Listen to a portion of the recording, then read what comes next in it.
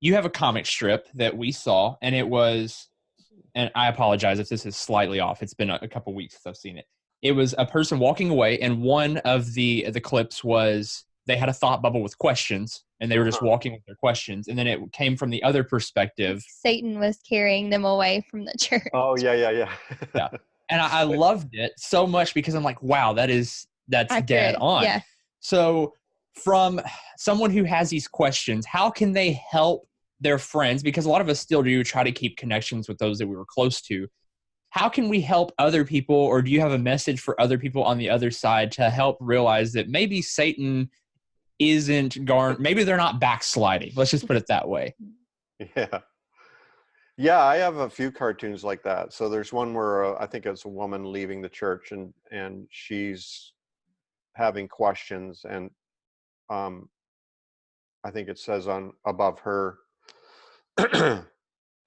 spiritually growing maybe, and then the people inside the church have thought bubbles. She's backsliding, she's being deceived, and all this kind of thing. And that's part of the growth process. Is when your beliefs are changing, there's that weird time when you're still believing the stuff you no longer believe in. Like it's really bizarre. So like, I've had a lot of people say, well, why don't you just stop? Like, it's just like not believing in Santa or the tooth fairy or whatever. I was like, no, this is different. Like, cause it's like totally enmeshed in our lives and in our thinking and everything. And I remember lying in my bed at night, breaking out in a cold sweat, afraid that God was going to send me to hell, even though, because I didn't believe in hell. You know what I mean? No, like, yeah, you don't believe in hell, you're going to hell, kind of thing. And it's just that weird.